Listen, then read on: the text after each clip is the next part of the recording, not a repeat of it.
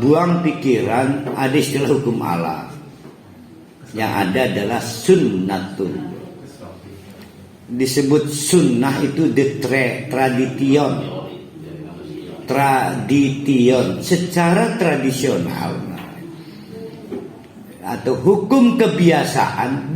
Hukum kebiasaan itu biasa kita lihat, maksudnya kita emang nggak bisa melakukan. Biasa nih lamun rigal ningsor, Allah membuat hukumnya sendiri. Kalau benda dijatuhkan itu ke bawah, bahwa diketemukan tarikan gravitasi tidak mengubah hukum Allah, enggak. Tidak mengubah itu ilmu pengetahuan menemukan kenapa lamun dirigalakan ningsor karena ada tarikan gravitasi, tidak mengubah hukum Allah, enggak.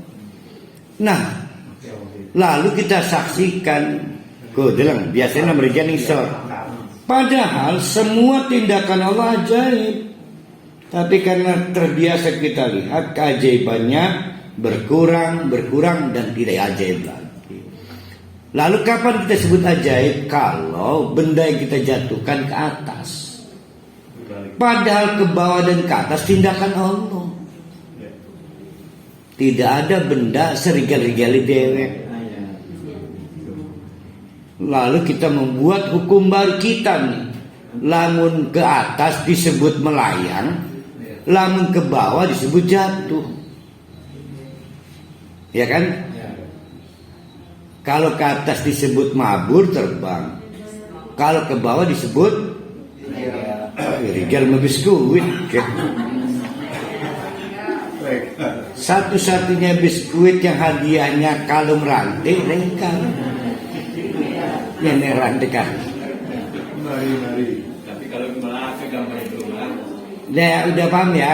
Karena nanti kita akan ketemu nih soal hukum kausalitas itu.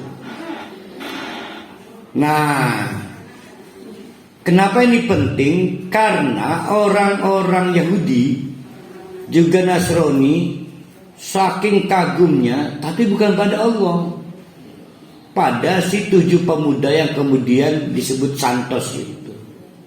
Santos itu untuk menyebut sucinya mereka. Jangan pernah mengagumi sesuatu yang terjadi. Kagumilah penyebab sesuatu itu terjadi, yaitu Allah. Wahum fi fajwatin minhu. Nah ini. Oh ya. Wahum fi fajwatin minhu, dan mereka itu fi fajwah. Apa fajwah? Fajwah tempat yang luas. Guanya itu bukan gua yang gede. Kalau boleh disebut gua kota lah, sempit.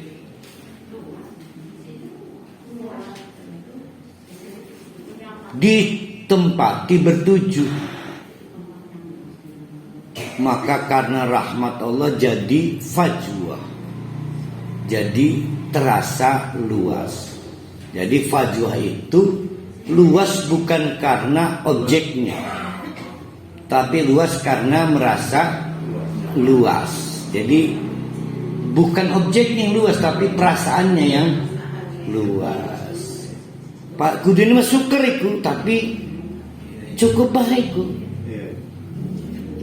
Ini bicara soal orang di tempat yang sama, di ruangan yang sama, menghabiskan aktivitas bertujuh. Wih, syukur iku. Pernah ngontrak ning rumah bedeng Pak Rohali. Itu mau ditidurkan, karena tidak ada aktivitas. Kan kita belum tahu kejadiannya. Kita belum tahu. Di Pak Rohali pernah kayaknya, pernah turu seranjang klan anak. Anggap rabini siji lah. Rabi siji anak telu seranjang. Syukur kan? Nomor bednya bed berapa itu? istilahnya bukan yang yang nomor 2 syukurku karena tidak ada rahmat Allah, tapi lah dengan rahmat Allah terasa luas. Nah itu namanya fajwah maksudnya itu ya. Fajwah itu perasaannya yang luas. Dzalika min ayatillah, itulah tanda bahwa Allah berkuasa atas itu, namanya ayat Allah. Maka semua tindakan Allah ajaib, bukan yang kita anggap ajaib itu ajaib, bukan. Mayandillah, maka siapapun yang mendapat petunjuk dari Allah, ya ini soal 7 pemuda ya, fahuwa al-muhtadi, maka pasti dia dapat petunjuk.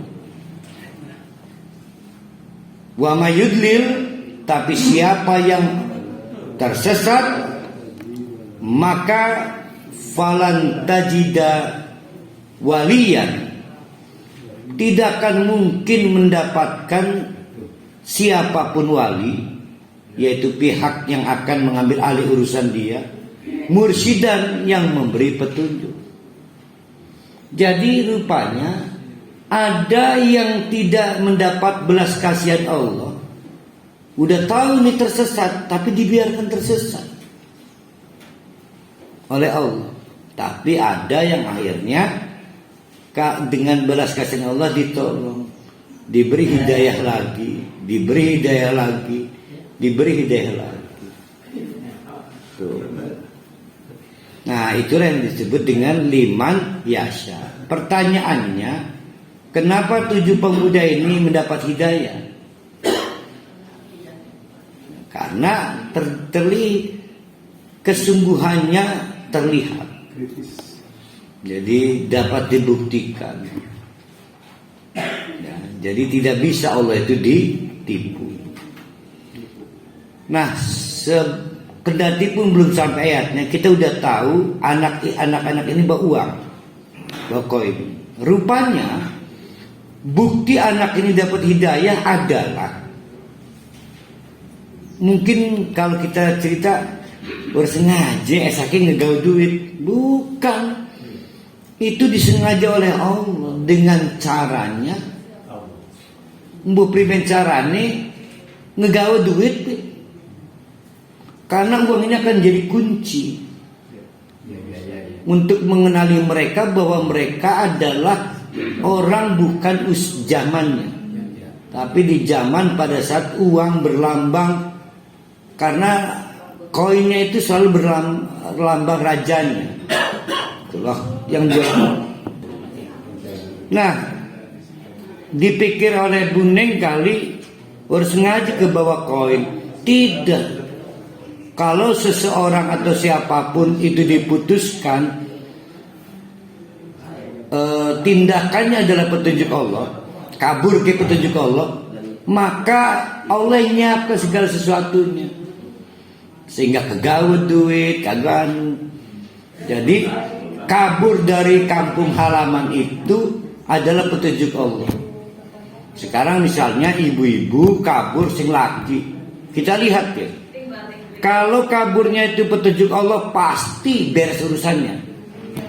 Tapi lamun kabur sekabur-kabur karena setan, kalingan kalimu surat nikah ketinggalan, KTP ketinggalan, SIM ketinggalan, terakhir laki ini ketinggalan. Jadi itu bedanya ya. Jadi tindakan misalnya gini, ada nggak yang merasa berangkat ke majelis ta'lim al-Islam anu bayarin tangannya? Nah itu dapat diduga berangkat bukan karena petunjuk Allah sekarang. Jadi yang disebut